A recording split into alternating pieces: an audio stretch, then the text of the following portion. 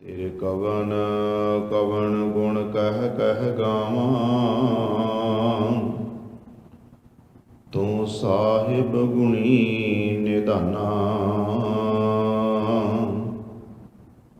ਤੁਮਰੀ ਮਹਿਮਾ ਵਰਨ ਨਾ ਸਾਕੋ। ਤੂੰ ਠਾਕੁਰ ਊਚ ਭਗਵਾਨਾ। ਜੇਤਾ ਜੀਉ ਪਿੰਡ ਸਭ ਤੇਰਾ। ਤੂੰ ਅੰਤਰਜਾਮੀ ਪੁਰਖ ਭਗਵਾਨ। ਦਾਸਨ ਦਾਸ ਕਹਿ ਜਨ ਨਾਨਕ। ਜਿਹਾ ਤੂੰ ਕਰਾਹੇ ਤੇਹਾ ਹਉ ਕਰੀ ਵਖਿਆਨ। ਸਤਨਾਮ ਧੰਨ ਵਾਹਿਗੁਰੂ ਸਾਹਿਬ ਜੀਓ। ਸ਼ਲੋਕ ਮਹੱਲਾ ਤੀਜਾ। ਏ ਮਨ ਹਰਿ ਜੀ ਧਿਆਏ ਤੂੰ। ਇਕ ਮਨ ਇਕ ਚਿਤ ਭਾਏ। ਹਰਿ ਕੀਆਂ ਸਦਾ ਸਦਾ ਵਡਿਆਈਆਂ। ਦੇ ਨਾ ਪਛੁਤਾਏ। ਏ ਮਨ ਹਰਿ ਜੀ ਧਿਆਏ ਤੂੰ। ਇਕ ਮਨ ਇਕ ਚਿਤ ਭਾਏ। ਹਰਿ ਕੀਆਂ ਸਦਾ ਸਦਾ ਵਡਿਆਈਆਂ। ਦੇ ਨਾ ਪਛੁਤਾਏ। ਹਉ ਹਰਿ ਕੈ ਸਦ ਬਲਿਹਾਰਣਾ। ਜਿਤ ਸੇਵਿਆ ਸੁਖ ਪਾਏ। ਨਾਨਕ ਗੁਰਮੁਖ ਮਿਲ ਰਹਾ। ਹਉ ਮੈਂ ਸ਼ਬਦ ਜਲਾਏ। ਮਹੱਲਾ ਤੀਜਾ। ਆਪੇ ਸੇਵਾ ਲਾਇਨ ਆਪੇ ਬਖਸ਼ ਕਰੇ। ਸਭਨਾ ਕਾ ਮਾਂ ਪਿਉ ਆਪ ਹੈ। ਆਪੇ ਸਾਰ ਕਰੇ। ਨਾਨਕ ਨਾਮ ਧਿਆਇਨ ਤਿਨ ਨਿਜ ਘਰ ਵਾਸ ਹੈ। ਜੁਗ ਜੁਗ ਸ਼ੋਭਾ ਹੋਏ। ਪੌੜੀ ਤੂੰ ਕਰਨ ਕਾਰਣ ਸਮਰੱਥ ਹੈ ਕਰਤਾ। ਮੈਂ ਤੁਝ ਬਿਨ ਅਵਰ ਨ ਕੋਈ। ਤੁਧ ਆਪੇ ਸਿਸ਼ਟ ਸਿਰਜੀਆ। ਆਪੇ ਫੁਨ ਗੋਈ। ਸਭ ਇੱਕੋ ਸ਼ਬਦ ਵਰਤਦਾ। ਜੋ ਕਰੇ ਸੋ ਹੋਈ। ਵਡਿਆਈ ਗੁਰਮੁਖ ਦੇ ਪ੍ਰਭ। ਹਰਿ ਪਾਵੈ ਸੋਈ। ਗੁਰਮੁਖ ਨਾਨਕ ਆਰਾਧਿਆ। ਸਭ ਆਖੋ ਧੰਨ ਧੰਨ ਧੰਨ ਗੁਰ ਸੋਈ। ਵਡਿਆਈ ਗੁਰਮੁਖ ਦੇ ਪ੍ਰਭ। ਹਰਿ ਪਾਵੈ ਸੋਈ। ਗੁਰਮੁਖ ਨਾਨਕ ਆਰਾਧਿਆ। ਸਭ ਆਖੋ ਧੰਨ ਧੰਨ ਧਨ ਗੁਰ ਸੋਈ। ਵਾਹਿਗੁਰੂ ਜੀ ਕਾ ਖਾਲਸਾ, ਵਾਹਿਗੁਰੂ ਜੀ ਕੀ ਫਤਿਹ। ਪਰਮ ਸਨਮਾਨਯੋਗ ਚਬਰ ਛਤਰ ਤਖਤ ਦੇ ਮਾਲਕ, ਜੁਗੋ ਜੁਗ ਅਟਲ, ਧੰਨ ਧੰਨ ਸਤਿਗੁਰੂ ਸ੍ਰੀ ਗੁਰੂ ਗ੍ਰੰਥ ਸਾਹਿਬ ਮਹਾਰਾਜ ਜੀ ਦੀ ਪਾਵਨ ਪਵਿੱਤਰ ਹਜ਼ੂਰੀ ਅੰਦਰ ਸੁਭਾਏਮਾਨ ਗੁਰੂ ਸਵਾਰੇ ਸਤਸੰਗੀ ਜਨੋ, ਧੰਨ ਸ੍ਰੀ ਗੁਰੂ ਗ੍ਰੰਥ ਸਾਹਿਬ ਮਹਾਰਾਜ ਜੀ ਦੀ ਅਪਾਰ ਰਹਿਮਤ ਬਖਸ਼ਿਸ਼ ਹੋਈ ਹੈ। ਅੰਮ੍ਰਿਤ ਵੇਲੇ ਤੋਂ ਗਰੀਬ ਨਵਾਜ ਪਾਤਸ਼ਾਹ ਜੀ ਤਖਤ ਸਾਹਿਬ ਤੇ ਪ੍ਰਕਾਸ਼ਮਾਨ ਹੋ ਕੇ ਸੰਗਤਾਂ ਨੂੰ ਦਰਸ਼ਨ ਦੀਦਾਰੇ ਬਖਸ਼ਿਸ਼ ਕਰਕੇ ਨਿਹਾਲ ਕਰ ਰਹੇ ਹਨ। ਅੰਮ੍ਰਿਤ ਵੇਲੇ ਦੇ ਸਜੇ ਹੋਏ ਸੁੰਦਰ ਦੀਵਾਨਾਂ ਵਿੱਚ ਨਿਤਨੇਮ ਬਾਣੀਆਂ ਦੇ ਪਾਠ ਹੋਏ, ਵਾਹਿਗੁਰੂ ਗੁਰਮੰਤਰ ਦੇ ਜਾਪ ਉਪਰੰਤ ਆਸਾ ਦੀ ਵਾਰ ਦਾ ਕੀਰਤਨ ਆਪ ਜੀਆਂ ਨੇ ਸਰਵਣ ਕੀਤਾ ਹੈ। ਉਸ ਤੋਂ ਬਾਅਦ ਸਤਿਗੁਰੂ ਮਹਾਰਾਜ ਜੀ ਨੇ ਜੋ ਅੰਮ੍ਰਿਤ ਵੇਲੇ ਪ੍ਰਕਾਸ਼ਮਾਨ ਹੋ ਕੇ ਇਲਾਹੀ ਫਰਮਾਨ ਸਮੁੱਚੀ ਮਾਨਵਤਾ ਦੇ ਭਲੇ ਲਈ ਬਖਸ਼ਿਸ਼ ਕੀਤਾ ਹੈ, ਉਸ ਦਾ ਪਾਠ ਆਪ ਜੀਆਂ ਨੇ ਸਰਵਣ ਕੀਤਾ ਹੈ। ਸਤਿਗੁਰੂ ਗਰੀਬ ਨਵਾਜ ਪਾਤਸ਼ਾਹ ਆਪ ਹੀ ਮਤ ਬੁੱਧ ਬਖਸ਼ਿਸ਼ ਕਰਕੇ ਪਾਵਨ ਪਵਿੱਤਰ ਸ਼ਬਦ ਦੀ ਵਿਚਾਰ ਸਤਿਗੁਰੂ ਗ੍ਰੰਥ ਸਾਹਿਬ ਸੱਚੇ ਪਾਤਸ਼ਾਹ ਮਹਾਰਾਜ ਜੀ ਕਰਵਾ ਲੈਣ। ਕਰੋ ਕਿਰਪਾ ਸਾਧ ਸੰਗਤ, ਸਤਿਗੁਰੂ ਗਰੀਬ ਨਵਾਜ ਸੱਚੇ ਪਾਤਸ਼ਾਹ ਮਹਾਰਾਜ ਜੀ ਸਾਨੂੰ ਮਨ ਦਾ ਟਿਕਾਓ ਇਕਾਗਰਤਾ ਦੀ ਦਾਤ ਬਖਸ਼ਿਸ਼ ਕਰਨ। ਪਿਆਰ ਸਹਿਤ ਉਚਾਰਨ ਕਰੀਏ ਜੀ। ਸਤਨਾਮ ਸ਼੍ਰੀ ਵਾਹਿਗੁਰੂ ਜੀ, ਸਤਨਾਮ ਸ਼੍ਰੀ ਵਾਹਿਗੁਰੂ ਸਾਹਿਬ ਜੀ। ਅੱਜ ਦਾ ਜੋ ਪਾਵਨ ਪਵਿੱਤਰ ਫਰਮਾਨ ਹੈ, ਧੰਨ ਗੁਰੂ ਰਾਮਦਾਸ ਮਹਾਰਾਜ ਜੀ ਦੀ ਸੋਰਠ ਦੀ ਵਾਰ ਵਿੱਚ ਧੰਨ ਗੁਰੂ ਅਮਰਦਾਸ ਮਹਾਰਾਜ ਜੀ ਦੇ 2 ਸ਼ਲੋਕ ਹਨ ਨਾਲ, ਤੇ ਸੋਰਠ ਦੀ ਵਾਰ ਦੀ 29ਵੀਂ ਆਖਰੀ ਪੌੜੀ ਹੈ। ਤੇ ਪਹਿਲੇ ਸ਼ਲੋਕ ਵਿੱਚ ਧੰਨ ਸਤਿਗੁਰੂ ਗੁਰੂ ਅਮਰਦਾਸ ਸੱਚੇ ਪਾਤਸ਼ਾਹ ਮਹਾਰਾਜ ਜੀ ਬਖਸ਼ਿਸ਼ ਕਰ ਰਹੇ ਨੇ ਕਿ ਉਸ ਪ੍ਰਭੂ ਪਰਮਾਤਮਾ ਵਾਹਿਗੁਰੂ ਪਰਮੇਸ਼ਰ ਨੂੰ ਇੱਕ ਮਨ ਇੱਕ ਚਿੱਤ ਹੋ ਕੇ ਧਿਆਉਣਾ ਚਾਹੀਦਾ ਹੈ। ਜੇ ਜੀਵ ਉਸ ਪ੍ਰਭੂ ਪਰਮਾਤਮਾ ਨੂੰ ਇੱਕ ਮਨ ਇੱਕ ਚਿੱਤ ਹੋ ਕੇ ਧਿਆਉਂਦਾ ਹੈ ਤੇ ਪਰਮਾਤਮਾ ਜੀਵ ਦੇ ਉੱਤੇ ਅਨੇਕਾਂ ਰਹਿਮਤਾਂ ਬਖਸ਼ਿਸ਼ਾਂ ਕਰ ਦਿੰਦਾ ਹੈ। ਜੋ ਪਰਮਾਤਮਾ ਜੀਵ ਦੇ ਉੱਤੇ ਕਿਰਪਾ ਰਹਿਮਤ ਬਖਸ਼ਿਸ਼ ਕਰਦਾ ਹੈ, ਪਰਮਾਤਮਾ ਨੂੰ ਇਸ ਚੀਜ਼ ਦਾ ਕੋਈ ਪਛਤਾਵਾ ਨਹੀਂ ਹੈ। ਭਾਵ ਪਰਮਾਤਮਾ ਜਦੋਂ ਵੀ ਕਿਸੇ ਨੂੰ ਕੋਈ ਦਾਤ ਵਡਿਆਈ ਕਿਰਪਾ ਰਹਿਮਤ ਕਰਦਾ ਜੀਵ ਦੇ ਉੱਤੇ, ਤੇ ਸਾਹਿਬ ਜੀ ਕਹਿੰਦੇ ਨੇ ਪਰਮਾਤਮਾ ਜੀਵ ਨੂੰ ਦਾਤ ਦੇ ਕੇ ਪਛਤਾਉਂਦਾ ਨਹੀਂ ਹੈ। ਇੱਕ ਮਨ ਇੱਕ ਚਿੱਤ ਹੋ ਕੇ ਧਿਆਉਣ ਤੋਂ ਭਾਵ ਇਹ ਹੈ ਕਿ ਗੁਰੂ ਮਹਾਰਾਜ ਜੀ ਦੇ ਬਚਨ, ਗੁਰੂ ਜੀ ਦੀ ਬਾਣੀ ਨੂੰ ਅਸੀਂ ਮਨ ਤੱਕ ਚਿੱਤ ਤੱਕ ਲੈ ਕੇ ਜਾਣਾ ਹੈ। ਚਾਹੇ ਅਸੀਂ ਕੰਨਾਂ ਦੁਆਰਾ ਸੁਣਦੇ ਹਾਂ, ਚਾਹੇ ਅਸੀਂ ਜ਼ੁਬਾਨ ਦੁਆਰਾ ਗੁਰਬਾਣੀ ਨੂੰ ਬੋਲਦੇ ਹਾਂ। ਇਹ ਬਾਣੀ ਅੱਖਾਂ ਦੁਆਰਾ ਵੀ ਪ੍ਰਵੇਸ਼ ਕਰਦੀ ਹੈ ਅੰਦਰ, ਕੰਨਾਂ ਦੁਆਰਾ ਵੀ ਤੇ ਜ਼ੁਬਾਨ ਦੁਆਰਾ ਵੀ।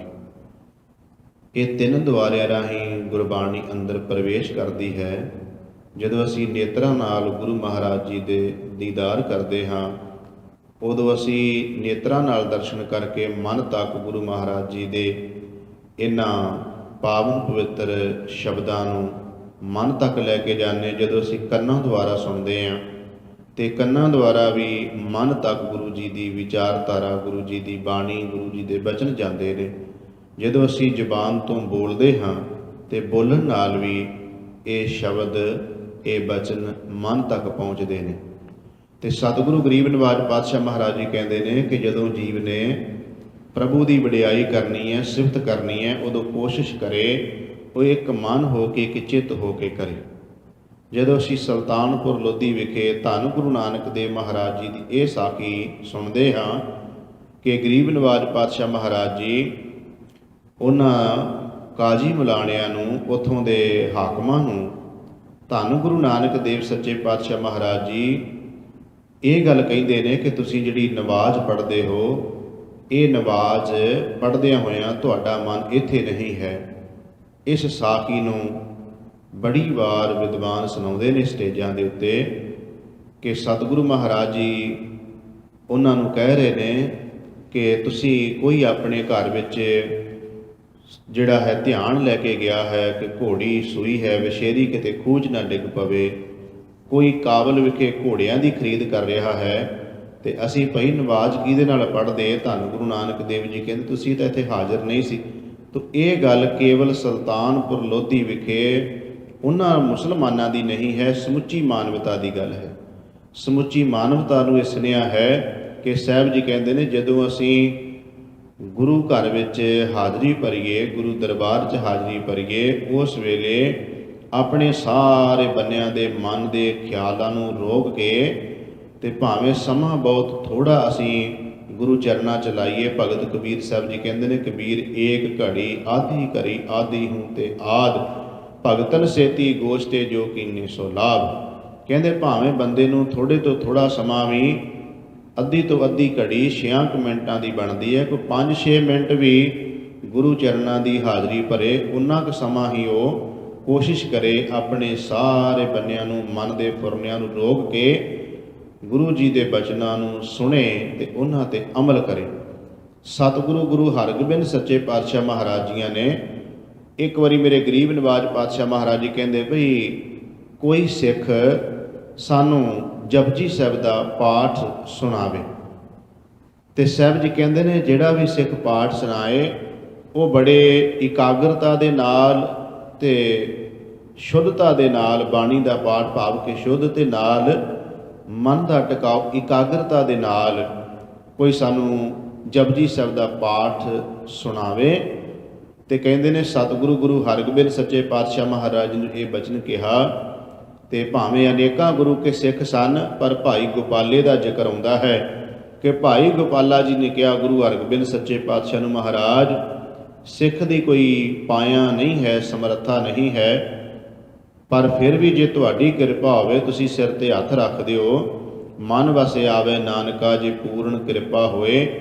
ਮਹਾਰਾਜ ਜੇ ਤੁਸੀਂ ਕਿਰਪਾ ਕਰ ਦਿਓ ਤੇ ਇਹ ਮਨ ਦੇ ਟਿਕਾਓ ਨਾਲ ਜਪਜੀ ਸਾਹਿਬ ਦਾ ਪਾਠ ਸ਼ੁੱਧ ਵੀ ਤੁਸੀਂ ਕਰਵਾ ਸਕਦੇ ਹੋ ਤੇ ਆਪ ਕਿਰਪਾ ਕਰੋ। ਇਹ ਸੇਵਾ ਜੇ ਤੁਸੀਂ ਹੁਕਮ ਕਰੋ ਤੇ ਦਾਸ ਕਰੇਗਾ। ਭਾਈ ਗੋਪਾਲਾ ਜੀ ਨੇ ਗੁਰੂ ਹਰਗੋਬਿੰਦ ਸੱਚੇ ਪਾਤਸ਼ਾਹ ਜੀ ਤੋਂ ਆਗਿਆ ਮੰਗੀ ਤੇ ਸ੍ਰੀ ਗੁਰੂ ਹਰਗੋਬਿੰਦ ਸੱਚੇ ਪਾਤਸ਼ਾਹ ਮਹਾਰਾਜ ਜੀ ਕਹਿੰਦੇ ਠੀਕ ਹੈ ਭਾਈ, ਇਹ ਪਾਠ ਜਿਹੜਾ ਵੀ ਗੁਰਮੁਖ ਪਿਆਰਾ ਸਾਨੂੰ ਮਨ ਦੇ ਟਿਕਾਓ ਨਾਲ ਤੇ ਸ਼ੁੱਧ ਉਚਾਰਨ ਕਰਕੇ ਸਾਨੂੰ ਸਰਵਣ ਕਰਵਾਵੇਗਾ। ਗੁਰੂ ਹਰਗੋਬਿੰਦ ਸੱਚੇ ਪਾਤਸ਼ਾਹ ਮਹਾਰਾਜ ਨੇ ਨਾਲ ਇਹ ਬਚਨ ਕਰ ਦਿੱਤਾ ਬਈ ਉਸ ਨੂੰ ਜੋ ਵੀ ਉਹ ਮੰਗੇਗਾ, ਮੁਖ 'ਚੋਂ ਜੋ ਕਵੇਗਾ, ਗੁਰੂ ਹਰਗੋਬਿੰਦ ਸੱਚੇ ਪਾਤਸ਼ਾਹ ਕਹਿੰਦੇ ਉਹੀ ਅਸੀਂ ਉਸ ਨੂੰ ਦੇ ਦਿਆਂਗੇ, ਕਿਉਂਕਿ ਬਾਣੀ ਦਾ ਕੋਈ ਮੁੱਲ ਨਹੀਂ ਹੈ। ਇਹ ਗੁਰਬਾਣੀ ਦਾ ਕੋਈ ਮੁੱਲ ਨਾ ਦੇ ਸਕਦਾ ਹੈ, ਨਾ ਦਿੱਤਾ ਜਾ ਸਕਦਾ ਹੈ। ਜੋ ਅਸੀਂ ਗੁਰਬਾਣੀ ਦੇ ਕਈ ਵਾਰ ਚਾਹੇ ਪਾਠ ਕਰਾਉਂਦੇ ਹਾਂ, ਚਾਹੇ ਅਸੀਂ ਕੀਰਤਨ ਕਰਾਉਂਦੇ ਹਾਂ, ਚਾਹੇ ਅਸੀਂ ਗੁਰੂ ਘਰ ਵਿਖੇ ਗੁਰਬਾਣੀ ਦਾ ਓਟ ਆਸਰਾ ਲੈਂਦੇ ਹਾਂ, ਤੇ ਉਸ ਵੇਲੇ ਅਸੀਂ ਮੁੱਲ ਨਹੀਂ ਦੇ ਰਹੇ ਹੁੰਦੇ, ਉਹ ਭੇਟਾ ਹੁੰਦੀ ਹੈ। ਕੇਵਲ ਭੇਟਾ ਸਿੱਖ ਗੁਰੂ ਮਹਾਰਾਜ ਜੀ ਦੇ ਅੱਗੇ ਰੱਖਦਾ ਹੈ, ਕਿਸੇ ਵੀ ਚੀਜ਼ ਦਾ ਅਸੀਂ ਮੁੱਲ ਨਹੀਂ ਦੇ ਸਕਦੇ। ਸਤਿਗੁਰੂ ਮਹਾਰਾਜ ਜੀ ਕਹਿੰਦੇ ਵੀ ਇਹ ਨਾਮ ਬਾਣੀ ਅਮੁੱਲ ਹੈ, ਦਾ ਕੋਈ ਮੁੱਲ ਨਹੀਂ, ਪਰ ਫਿਰ ਵੀ ਅਸੀਂ ਕੋਸ਼ਿਸ਼ ਕਰਾਂਗੇ ਕਿ ਜੋ ਸਿੱਖ ਨੂੰ ਚਾਹੀਦਾ ਹੋਏਗਾ ਅਸੀਂ ਉਹਨੂੰ ਉਹ ਦਾਤ ਬਖਸ਼ਿਸ਼ ਕਰਾਂਗੇ। ਭਾਈ ਗੋਪਾਲਾ ਜੀ ਨੇ ਜਪਜੀ ਸਾਹਿਬ ਦਾ ਪਾਠ ਸ਼ੁਰੂ ਕੀਤਾ ਤੇ ਇੱਕ ਓੰਕਾਰ ਤੋਂ ਸ਼ੁਰੂ ਕਰਕੇ ਇਤਿਹਾਸਕਾਰ ਕਹਿੰਦੇ ਨੇ ਭਾਈ ਗੋਪਾਲਾ ਜੀ ਬੜੇ ਹੀ ਪ੍ਰੇਮ ਨਾਲ, ਬੜੇ ਹੀ ਪਿਆਰ ਨਾਲ, ਬੜੇ ਹੀ ਟਿਕਾਅ ਵਿੱਚ ਜਪਜੀ ਸਾਹਿਬ ਦਾ ਪਾਠ ਪ੍ਰੇਮ ਨਾਲ ਕਰੀ ਗਏ। ਸਿੱਖ ਸੰਗਤਾਂ ਵੀ ਤੇ ਗੁਰੂ ਹਰਗੋਬਿੰਦ ਸੱਚੇ ਪਾਤਸ਼ਾਹ ਮਹਾਰਾਜ ਜੀ ਵੀ ਬੜੇ ਪਿਆਰ ਨਾਲ ਸੁਣੀ ਗਏ। ਕਹਿੰਦੇ ਨੇ ਜਦੋਂ ਸਾਰਾ ਪਾਠ ਭਾਈ ਸਾਹਿਬ ਜੀ ਕਰੀ ਗਏ 38ਵੀਂ ਪੌੜੀ ਦਾ ਪਾਠ ਵੀ ਭਾਈ ਸਾਹਿਬ ਨੇ ਕਰ ਦਿੱਤਾ ਤੇ ਜਿਸ ਵੇਲੇ ਸ਼ਲੋਕ ਪੜ੍ਹਨ ਲੱਗੇ, ਪਵਨ ਗੁਰੂ ਪਾਣੀ ਪਿਤਾ ਵਾਲਾ ਜਦੋਂ ਸ਼ਲੋਕ ਪੜ੍ਹਨ ਲੱਗੇ ਤੇ ਕਹਿੰਦੇ ਨੇ ਭਾਈ ਗੋਪਾਲਾ ਜੀ ਦੇ ਮਨ ਦੇ ਵਿੱਚ ਜੋ ਫੁਰਨਾ ਉੱਠਿਆ ਕਿ ਗੁਰੂ ਹਰਗੋਬਿੰਦ ਸੱਚੇ ਪਾਤਸ਼ਾਹ ਮਹਾਰਾਜ ਜੀ ਕਿਰਪਾ ਕਰਨ ਤੇ ਕੱਲ ਹੀ ਇੱਕ ਬਹੁਤ ਸੁੰਦਰ ਘੋੜਾ ਕਿਸੇ ਨੇ ਲਿਆ ਕੇ ਗੁਰੂ ਮਹਾਰਾਜ ਜੀ ਨੂੰ ਭੇਟਾ ਕੀਤਾ ਹੈ। ਉਹਦੇ ਉੱਤੇ ਬੜੀ ਸੁੰਦਰ ਕਾਠੀ ਹੈ, ਬਹੁਤ ਸੋਹਣਾ ਹੈ। ਸਤਿਗੁਰੂ ਗਰੀਬ ਨਿਵਾਜ ਪਾਤਸ਼ਾਹ ਮਹਾਰਾਜ ਜੀ ਤੋਂ ਮੈਂ ਉਹ ਘੋੜਾ ਮੰਗ ਲਵਾਂਗਾ। ਇੱਥੋਂ ਕਈ ਗੱਲਾਂ ਸਾਨੂੰ ਸਿੱਧ ਹੁੰਦੀਆਂ ਨੇ ਇਸ ਸਾਖੀ ਤੋਂ। ਇੱਕ ਤਾਂ ਇਹ ਕਿ ਗੁਰਬਾਣੀ ਦਾ ਪਾਠ ਕਰਦਿਆਂ ਜਦੋਂ ਸਿੱਖ ਦੇ ਅੰਦਰ ਕੋਈ ਫੁਰਨਾ ਬਣਦਾ ਹੈ, ਇੱਕ ਗੱਲ ਤਾਂ ਇਹ ਕਿ ਉਹ ਫੁਰਨੇ ਸਤਿਗੁਰੂ ਮਹਾਰਾਜ ਜੀ ਸਾਡੇ ਸਾਰੇ ਜਾਣਦੇ ਨੇ। ਉਹ ਫੁਰਨੇ ਕੇਵਲ ਜਾਣਦੇ ਹੀ ਨਹੀਂ, ਸਾਡੇ ਫੁਰਨਿਆਂ ਨੂੰ ਗੁਰੂ ਸਾਹਿਬ ਪੂਰੇ ਵੀ ਕਰਦੇ ਨੇ, ਕਿਉਂਕਿ ਜੋ ਮਨ ਦੇ ਅੰਦਰੋਂ, ਮਨ ਕੀ ਹੈ, ਇੱਕ ਵਿਚਾਰਾਂ ਦਾ ਸੰਗ੍ਰਹਿ ਹੈ ਜਿਹਦੇ ਵਿੱਚੋਂ ਫੁਰਨੇ ਉੱਠਦੇ ਨੇ। ਕਿੰਨੇ ਕੁ ਫੁਰਨੇ ਉੱਠਦੇ ਆ, ਫਿਰ ਉਹ ਬੰਦ ਹੁੰਦੇ ਆ। ਭਾਵ ਕਿ ਮਨ ਦੇ ਵਿੱਚੋਂ ਵਿਚਾਰ ਉੱਠਦੇ ਰਹਿੰਦੇ ਨੇ। ਕਈ ਵਿਚਾਰ ਬਣਾਉਣੇ, ਕਈ ਢਾਉਂਦੇ ਅਸੀਂ ਸਵੇਰ ਤੋਂ ਸ਼ਾਮਾਂ ਤੱਕ। ਮਨ ਵਿੱਚ ਪਤਾ ਨਹੀਂ ਹਜ਼ਾਰਾਂ ਅਸੀਂ ਸਵਾਲ, ਹਜ਼ਾਰਾਂ ਅਸੀਂ ਫੁਰਨੇ ਪੈਦਾ ਕਰਦੇ ਹਾਂ, ਹਜ਼ਾਰਾਂ ਫੁਰਨੇ ਅਸੀਂ ਫਿਰ ਮਨ ਦੇ ਵਿੱਚੋਂ ਹੀ ਫੁਰਨੇ ਉੱਠਦੇ ਆ, ਮਨ ਵਿੱਚ ਹੀ ਰਹਿ ਜਾਂਦੇ ਆ। ਤੇ ਸਤਿਗੁਰੂ ਗੁਰੂ ਤੇਗ ਬਹਾਦਰ ਮਹਾਰਾਜ ਜੀ ਨੇ ਇੱਕ ਬਚਨ ਵੀ ਕੀਤਾ ਹੈ ਕਿ ਕਈ ਵਾਰ ਬੰਦਾ ਸਾਰੀ ਜ਼ਿੰਦਗੀ ਚੰਗੇ ਫੁਰਨੇ ਬਣਾਉਂਦਾ ਰਹਿੰਦਾ ਹੈ, ਪਰ ਕਰਦਾ ਨਹੀਂ। ਉਹ ਫੁਰਨੇ ਬਣਾਉਂਦਾ ਰਹਿੰਦਾ ਹੈ ਕਿ ਧਾਰਮਿਕ ਸਥਾਨ 'ਤੇ ਗੁਰੂ ਮਹਾਰਾਜ ਜੀ ਦੇ ਗੁਰ ਜਿਹੜੇ ਧਾਰਮਿਕ ਭਾਵ ਕਿ ਇਤਿਹਾਸਕ ਸਥਾਨ ਨੇ, ਭਈ ਸਮਾਂ ਮਿਲਿਆ ਤੇ ਜ਼ਰੂਰ ਦਰਸ਼ਨ ਕਰਾਂਗੇ। ਜਾਂ ਖੰਡੇ ਬਾਟੇ ਦੀ ਪੌਲ ਛਕਣ ਦਾ ਫੁਰਨਾ, ਜਾਂ ਸੇਵਾ ਦਾ ਫੁਰਨਾ, ਜਾਂ ਸਿਮਰਨ ਦਾ ਫੁਰਨਾ। ਕਈ ਵਾਰ ਬੰਦਾ ਬਣਾਉਂਦਾ ਹੀ ਰਹਿੰਦਾ ਫੁਰਨੇ, ਪਰ ਕਰਦਾ ਨਹੀਂ ਉਹ। ਤੇ ਗੁਰੂ ਤੇਗ ਬਹਾਦਰ ਮਹਾਰਾਜ ਜੀ ਕਹਿੰਦੇ ਕਈ ਵਾਰ ਐਸਾ ਹੋ ਜਾਂਦਾ ਹੈ, ਉਹ ਫੁਰਨੇ ਬੰਦਾ ਨਾਲ ਹੀ ਲੈ ਕੇ ਚਲਿਆ ਜਾਂਦਾ। ਮਨ ਕੀ ਮਨ ਹੀ ਮਾਹੇ ਰਹੀ, ਨਾ ਹਰ ਭਜੇ ਨਾ ਤੀਰਥ ਸੇਵੇ, ਚੋਟੀ ਕਾਲ ਗਹੀ। ਤੋ ਮਨ ਦੇ ਜਿਹੜੇ ਫੁਰਨੇ ਬਣਾਉਣੇ ਹੈ, ਚੰਗਾ ਫੁਰਨਾ ਬਣੇ ਤੇ ਉਸੇ ਵੇਲੇ ਉਸ ਨੂੰ ਪੂਰੀਆਂ ਕਰਨ ਲਈ ਯਤਨ ਕਰ ਦੇਣਾ ਚਾਹੀਦਾ ਹੈ। ਇਸੇ ਕਰਕੇ ਸਾਹਿਬ ਜੀ ਨੇ ਬਾਣੀ ਵਿੱਚ ਕਿਹਾ ਹੈ, ਸਤਿਗੁਰੂ ਮਹਾਰਾਜ ਜੀ ਕਹਿੰਦੇ ਨੇ ਬਿਲੰਬ ਧਰਮੰ ਬਿਲੰਬ ਪਾਪੰ। ਬਿਲੰਬ ਦਾ ਅਰਥ ਹੁੰਦਾ ਦੇਰੀ ਕਰਨੀ। ਧਰਮ ਦਾ ਕੰਮ, ਚੰਗਾ ਕੰਮ ਕਰਨ ਲਈ ਮਨ ਵਿੱਚ ਫੁਰਨਾ ਉੱਠੇ ਤੇ ਤੁਰੰਤ ਕਰਨਾ ਚਾਹੀਦਾ ਹੈ। ਉਸੇ ਵੇਲੇ ਧਰਮ ਦਾ ਕੰਮ ਕਰਨ ਲਈ, ਕਾਰਜ ਕਰਨ ਲਈ ਯਤਨਸ਼ੀਲ ਹੋ ਜਾਣਾ ਚਾਹੀਦਾ ਹੈ। ਤੇ ਸਾਹਿਬ ਕਹਿੰਦੇ ਨੇ ਬਿਲੰਬ ਪਾਪੰ, ਜੇ ਪਾਪ ਜਾਂ ਬੁਰਾਈ ਇਹ ਫੁਰਨਾ ਮਨ ਵਿੱਚੋਂ ਉੱਠੇ ਤੇ ਜ਼ਰੂਰ ਉਹਦੇ 'ਤੇ ਬੰਦਾ ਵਿਚਾਰ ਕਰੇ, ਗੌਰ ਕਰੇ, ਤਾਂ ਕਿ ਉਹ ਫੁਰਨਾ ਫਿਰ ਮਨ ਦਾ ਉੱਠਿਆ ਮਨ ਵਿੱਚ ਹੀ ਰਹਿ ਜਾਵੇ, ਉਹ ਬੰਦਾ ਕਰ ਨਾ ਦੇਵੇ ਜੋ ਗਲਤ ਉਹਨੇ ਸੋਚਿਆ ਹੈ। ਸਾਹਿਬ ਜੀ ਕਹਿੰਦੇ ਨੇ ਇਸ ਕਰਕੇ ਧਰਮ ਦਾ ਕੰਮ ਹੋਵੇ ਤੁਰੰਤ ਕਰ ਦਿਓ, ਚੰਗਾ ਕੰਮ ਹੋਵੇ ਉਸੇ ਵੇਲੇ ਸ਼ੁਰੂ ਕਰ ਦਿਓ, ਕਿਉਂਕਿ ਮਨ ਦਾ ਬਣਿਆ ਹੋਇਆ ਫੁਰਨਾ ਪਤਾ ਨਹੀਂ ਉਸੇ ਵੇਲੇ ਢਹਿ ਜਾਵੇ। ਤੋ ਭਾਈ ਗੋਪਾਲਾ ਜੀ ਨੇ ਮਨ ਵਿੱਚ ਫੁਰਨਾ ਬਣਾਇਆ ਹੈ। ਜਿਸ ਵੇਲੇ ਸ਼ਲੋਕ ਸਾਰਾ ਪੜ੍ਹਿਆ ਗਿਆ, ਸ਼੍ਰੀ ਗੁਰੂ ਹਰਗੋਬਿੰਦ ਸੱਚੇ ਪਾਤਸ਼ਾਹ ਮਹਾਰਾਜ ਜੀ ਨੇ ਭਾਈ ਗੋਪਾਲਾ ਜੀ ਨੂੰ ਬੜਾ ਮਾਣ, ਇੱਜ਼ਤ, ਬੜਾ ਸਤਿਕਾਰ ਦਿੱਤਾ। ਤੇ ਸ਼੍ਰੀ ਗੁਰੂ ਹਰਗੋਬਿੰਦ ਸੱਚੇ ਪਾਤਸ਼ਾਹ ਮਹਾਰਾਜ ਜੀ ਕਹਿਣ ਲੱਗੇ, ਭਾਈ ਗੋਪਾਲਾ ਜੀ, ਅਸੀਂ ਤਾਂ ਕੁਝ ਹੋਰ ਸੋਚਿਆ ਸੀ, ਪਰ ਤੁਹਾਡਾ ਫੁਰਨਾ ਜਿਹੜਾ ਬਣਿਆ ਹੈ, ਅਸੀਂ ਉਹਦੇ ਮੁਤਾਬਕ ਹੁਣ ਤੁਹਾਡਾ ਫੁਰਨਾ ਪੂਰਾ ਕਰਨਾ ਹੈ। ਸਾਡਾ ਤੇ ਵਿਚਾਰ ਕੁਝ ਹੋਰ ਸੀ ਕਿ ਤੁਸੀਂ ਜਿਸ ਢੰਗ ਨਾਲ ਬਾਣੀ ਦਾ, ਜਪਜੀ ਸਾਹਿਬ ਦਾ ਪਾਠ ਇੰਨੇ ਟਿਕਾਉ ਨਾਲ ਇਹਨਾਂ ਸ਼ੁੱਧ ਸੁਣਾਇਆ ਹੈ, ਅਸੀਂ ਤਾਂ ਮਨ ਦਾ ਕੁਝ ਹੋਰ ਫੁਰਨਾ ਬਣਾਇਆ ਸੀ। ਪਰ ਭਾਈ ਗੋਪਾਲਾ ਜੀ, ਅਸਲ ਵਿੱਚ ਤੁਹਾਡਾ ਹੁਣ ਬਣਿਆ ਹੋਇਆ ਫੁਰਨਾ ਸੀ ਉਹੀ ਪੂਰਾ ਕਰਨਾ ਚਾਹਾਂਗੇ ਜੋ ਤੁਸੀਂ ਬਣਾਇਆ ਹੈ। ਤੇ ਗੁਰੂ ਹਰਗੋਬਿੰਦ ਮਹਾਰਾਜ ਜੀ ਨੇ ਇੱਕ ਸਿੱਖ ਨੂੰ ਕਿਹਾ, ਕਹਿਣ ਲੱਗੇ, ਜਿਹੜਾ ਕੱਲ੍ਹ ਹੀ ਅਜੇ ਸੰਗਤਾਂ ਘੋੜਾ ਲੈ ਕੇ ਆਈਆਂ ਨੇ, ਉਹਦੇ ਉੱਤੇ ਉਹ ਕਾਠੀ ਵੀ ਨਾਲ ਹੀ ਸੁੰਦਰ ਪਾ ਕੇ ਲਿਆਓ। ਗੁਰੂ ਹਰਗੋਬਿੰਦ ਸੱਚੇ ਪਾਤਸ਼ਾਹ ਮਹਾਰਾਜ ਜੀ ਕਹਿੰਦੇ, ਭਾਈ ਗੋਪਾਲਾ ਜੀ, ਤੁਸੀਂ ਉਸ ਘੋੜੇ ਨੂੰ, ਜਿਹੜਾ ਤੁਸੀਂ ਮਨ ਵਿੱਚ ਫੁਰਨਾ ਬਣਾਇਆ ਹੈ, ਹੁਣ ਤੁਹਾਨੂੰ ਉਹ ਘੋੜਾ ਤੇ ਨਾਲ ਹੀ ਉਹ ਸੁੰਦਰ ਕਾਠੀ ਵੀ ਦਿੱਤੀ ਜਾਵੇਗੀ। ਸਾਹਿਬ ਜੀ ਕਹਿਣ ਲੱਗੇ, ਇਹਨੂੰ ਵੀ ਤੁਸੀਂ ਇਹ ਨਾ ਸਮਝਣਾ ਕਿ ਇਹ ਅਸੀਂ ਤੁਹਾਡੇ ਸ਼ੁੱਧ ਪਾਠ ਜਾਂ ਮਨ ਦੇ ਟਿਕਾਊ ਇਕਾਗਰਤ ਨਾਲ ਕੀਤੇ ਹੋਏ ਪਾਠ ਦਾ ਕੋਈ ਮੁੱਲ ਨਹੀਂ ਦੇ ਰਹੇ। ਗੁਰੂ ਹਰਗੋਬਿੰਦ ਸੱਚੇ ਪਾਤਸ਼ਾਹ ਮਹਾਰਾਜ ਜੀ ਕਹਿੰਦੇ, ਇਹਨੂੰ ਵੀ ਭੇਟਾ ਦੇ ਤੌਰ 'ਤੇ ਜਾਣ ਲੈਣਾ, ਤੇ ਨਾਲੇ ਤੁਹਾਡਾ ਫੁਰਨਾ ਵੀ ਇਹੀ ਸੀ। ਕਹਿਣ ਤੋਂ ਭਾਵ ਹੈ ਕਿ ਸਤਿਗੁਰੂ ਮਹਾਰਾਜ ਜੀ ਕਹਿੰਦੇ ਨੇ, ਜਦੋਂ ਜੀਵ ਉਸ ਹਰੀ ਪਰਮਾਤਮਾ ਪਰਮੇਸ਼ਰ ਦੇ ਨਾਮ ਨੂੰ ਮਨ ਕਰਕੇ, ਚਿੱਤ ਕਰਕੇ ਧਿਆਉਂਦਾ ਹੈ, ਤੇ ਪਰਮਾਤਮਾ ਉਸ ਦੇ ਉੱਤੇ ਰਹਿਮਤਾਂ ਕਰਦਾ। ਉਹਦੇ ਫੁਰਨੇ ਵੀ ਉਸ ਵੇਲੇ ਬਾਣੀ ਪੜ੍ਹਦਿਆਂ ਹੋਇਆਂ, ਬਾਣੀ ਸੁਣਦਿਆਂ ਹੋਇਆਂ, ਜੋ ਵੀ ਚੰਗਾ ਫੁਰਨਾ ਸਾਡੇ ਅੰਦਰੋਂ ਉੱਠਦਾ ਹੈ, ਉਹ ਗੁਰੂ ਜੀ ਦੀ ਕਿਰਪਾ ਵੀ ਹੈ। ਚੰਗੇ ਫੁਰਨੇ ਬਣਨਾ ਵੀ ਗੁਰੂ ਮਹਾਰਾਜ ਜੀ ਦੀ ਇੱਕ ਰਹਿਮਤ ਹੁੰਦੀ ਹੈ। ਫਿਰ ਉਹਨਾਂ ਚੰਗੀਆਂ ਫੁਰਨਿਆਂ ਨੂੰ ਗੁਰੂ ਪੂਰਾ ਕਰਨਾ, ਇਹ ਉਹ ਤੋਂ ਵੀ ਵੱਡੀ ਗੁਰੂ ਮਹਾਰਾਜ ਜੀ ਦੀ ਕਿਰਪਾ ਹੋ ਜਾਂਦੀ ਹੈ। ਧੰਨ ਸ਼੍ਰੀ ਗੁਰੂ ਅਮਰਦਾਸ ਮਹਾਰਾਜ ਜੀ ਪਹਿਲੇ ਸ਼ਲੋਕ ਵਿੱਚ ਕਿਰਪਾ ਕਰ ਰਹੇ ਹਨ। ਸ਼ਲੋਕ ਮਹੱਲਾ ਤੀਜਾ। ਏ ਮਨ ਹਰ ਜੀ ਧਿਆਏ ਤੂੰ। ਹੇ ਮੇਰੇ ਮਨਾ, ਉਹ ਹਰੀ ਪਰਮਾਤਮਾ ਪਰਮੇਸ਼ਰ ਨੂੰ ਧਿਆਉਣਾ ਕਰ। ਇੱਕ ਮਨ ਇੱਕ ਚਿੱਤ ਭਾਏ। ਇੱਕ ਮਨ ਹੋ ਕੇ, ਇੱਕ ਚਿੱਤ ਹੋ ਕੇ ਪ੍ਰਭੂ ਪਰਮਾਤਮਾ ਵਾਹਿਗੁਰੂ ਪਰਮੇਸ਼ਰ ਦੀ ਵਡਿਆਈ ਨੂੰ ਕਰਨਾ ਕਰ। ਹਰ ਕੀਆਂ ਸਦਾ ਸਦਾ ਵਡਿਆਈਆਂ। ਉਹ ਪ੍ਰਭੂ ਪਰਮਾਤਮਾ ਦੀਆਂ ਸਦਾ ਹੀ ਵਡਿਆਈਆਂ, ਸਦਾ ਹੀ ਬਖਸ਼ਿਸ਼ਾਂ, ਸਦਾ ਹੀ ਰਹਿਮਤਾਂ ਜੀਵ ਦੇ ਉੱਤੇ ਹੁੰਦੀਆਂ ਨੇ। ਤੇ ਸਾਹਿਬ ਕਹਿੰਦੇ ਦੇ ਨਾ ਪਛੋਤਾਏ। ਉਹ ਪਰਮਾਤਮਾ ਇਹ ਵਡਿਆਈਆਂ ਦੇ ਕੇ, ਦਾਤਾਂ ਦੇ ਕੇ, ਜੇਵੜ ਆਪ ਤੇਵੜ ਤੇਰੀ ਦਾਤ। ਪਰਮਾਤਮਾ ਇਹ ਦਾਤਾਂ ਵਡਿਆਈਆਂ ਜੀਵ ਦੇ ਉੱਤੇ ਕਰਦਾ ਹੈ। ਤੇ ਸਾਹਿਬ ਜੀ ਕਹਿੰਦੇ ਹੋ ਪਛਤਾਉਂਦਾ ਨਹੀਂ ਹੈ ਪਰਮਾਤਮਾ ਵੀ ਮੈਂ ਦਾਤ ਕਿਉਂ ਦੇ ਦਿੱਤੀ, ਇਹ ਬਖਸ਼ਿਸ਼ ਮੈਂ ਕਿਉਂ ਕਰ ਦਿੱਤੀ। ਪਰਮਾਤਮਾ ਐਸਾ ਨਹੀਂ ਕਰਦਾ। ਉਹ ਤੇ ਜਿਹੜੀ ਦਾਤ ਦੇ ਦਿੱਤੀ, ਜਿਹੜੀ ਕਿਰਪਾ ਕਰ ਦਿੱਤੀ, ਸਾਹਿਬ ਜੀ ਕਹਿੰਦੇ ਬੜੀ ਖੁਸ਼ੀ ਨਾਲ, ਬੜੇ ਚਾਅ ਨਾਲ ਪਰਮਾਤਮਾ ਜੀਵਾਂ ਨੂੰ ਰਹਿਮਤਾਂ, ਬਖਸ਼ਿਸ਼ਾਂ, ਵਡਿਆਈਆਂ, ਦਾਤਾਂ ਦਿੰਦਾ ਹੈ। ਸਾਹਿਬ ਜੀ ਕਹਿੰਦੇ ਨੇ ਹਉ ਹਰਿ ਕੈ ਸਦ ਬਲਿਹਾਰਨੈ।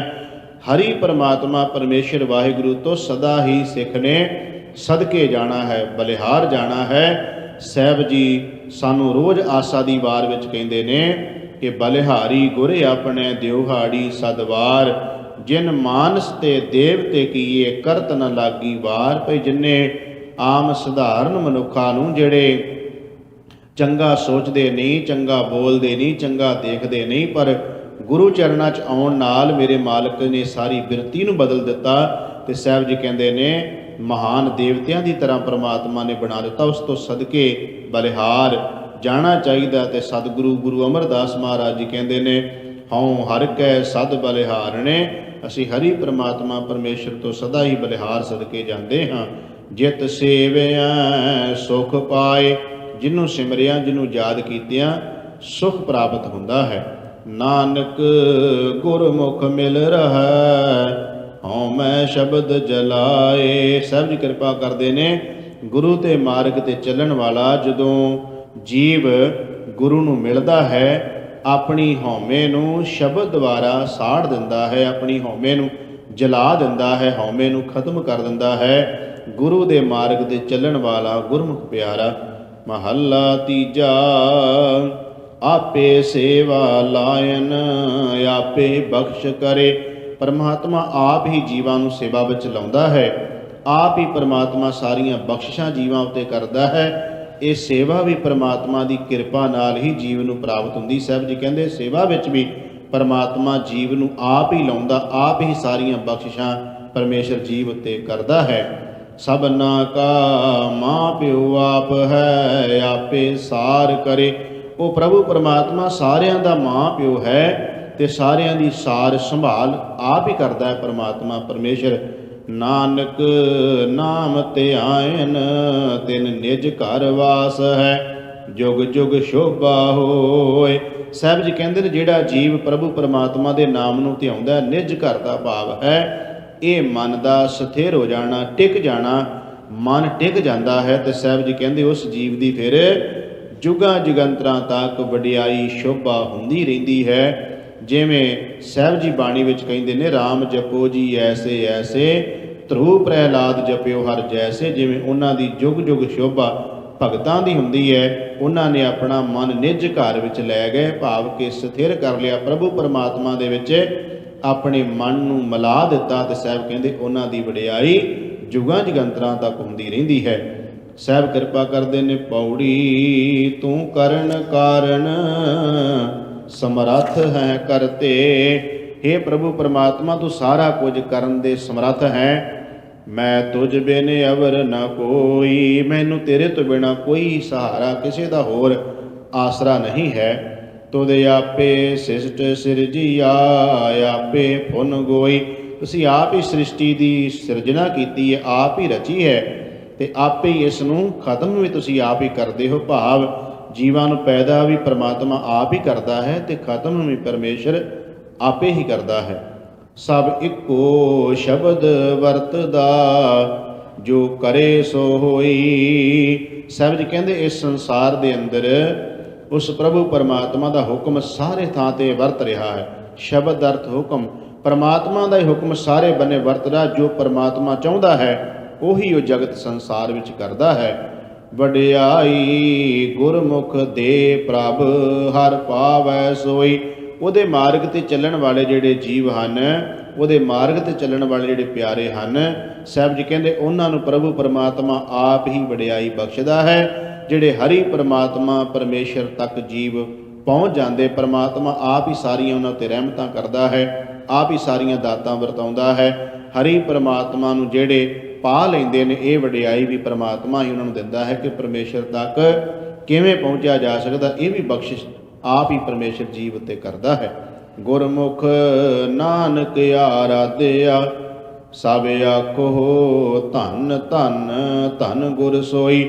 ਸਾਹਿਬ ਕਿਰਪਾ ਕਰਦੇ ਜਿਨ੍ਹਾਂ ਨੇ ਗੁਰੂ ਦੇ ਮਾਰਗ ਤੇ ਚੱਲ ਕੇ ਪ੍ਰਭੂ ਪਰਮਾਤਮਾ ਦਾ ਆਰਾਧਨ ਕੀਤਾ ਹੈ, ਪਰਮੇਸ਼ਰ ਨੂੰ ਆਰਾਧਿਆ ਹੈ। ਤੇ ਸਾਹਿਬ ਜੀ ਕਹਿੰਦੇ ਨੇ ਭਈ ਜਿਸ ਗੁਰੂ ਨੇ ਉਸ ਪਰਮਾਤਮਾ ਪਰਮੇਸ਼ਰ ਦੇ ਬਾਰੇ ਜਾਣਕਾਰੀ ਦਿੱਤੀ ਹੈ, ਪਰਮੇਸ਼ਰ ਦੇ ਨਾਲ ਮਿਲਾਇਆ ਹੈ, ਉਸ ਗੁਰੂ ਨੂੰ ਵੀ ਧੰਨ ਧੰਨ ਧੰਨ ਕਹਿਣਾ ਚਾਹੀਦਾ ਹੈ। ਭਾਵ ਉਸ ਗੁਰੂ ਦੀ ਵੀ ਵਡਿਆਈ ਜਿਸ ਗੁਰੂ ਨੇ ਪਰਮਾਤਮਾ ਪਰਮੇਸ਼ਰ ਨੂੰ ਮਿਲਾ ਦਿੱਤਾ। ਸਤਿਗੁਰੂ ਕਿਰਪਾ ਕਰਨ ਗਰੀਬ ਨਿਵਾਜ ਸੱਚੇ ਪਾਤਸ਼ਾਹ ਗੁਰੂ ਜੀ ਦੇ ਬਚਨਾਂ ਨੂੰ ਹਿਰਦੇ 'ਚ ਵਸਾ ਕੇ ਆਪਣਾ ਲੋਕ ਸੁਖੀਆ ਪਰਲੋਕ ਸਹੇਲਾ ਕਰ ਸਕੀਏ। ਸ਼ਬਦ ਵਿਚਾਰ ਕਰਦੇ ਹਾਂ, ਬੇਅੰਤ ਪ੍ਰਕਾਰ ਦੀਆਂ ਭੁੱਲਾਂ ਤੁੱਟਾਂ ਹੋ ਗਈਆਂ, ਸਤਿਗੁਰੂ ਜੀ ਤੇ ਸਾਧ ਸੰਗਤ ਬਖਸ਼ਣਯੋਗ ਹੈ। ਭੁੱਲ ਚੁੱਕ ਦੀ ਖਿਮਾ ਅਗਾਂਹ ਵਾਸਤੇ ਸਤਿਗੁਰੂ ਸਮਤ ਬਖਸ਼ਿਸ਼ ਕਰਨ। ਪਿਆਰ ਸਹਿਤ ਫਤਿਹ ਬੁਲਾਓ ਜੀ। ਵਾਹਿਗੁਰੂ ਜੀ ਕਾ ਖਾਲਸਾ, ਵਾਹਿਗੁਰੂ ਜੀ ਕੀ ਫਤਿਹ।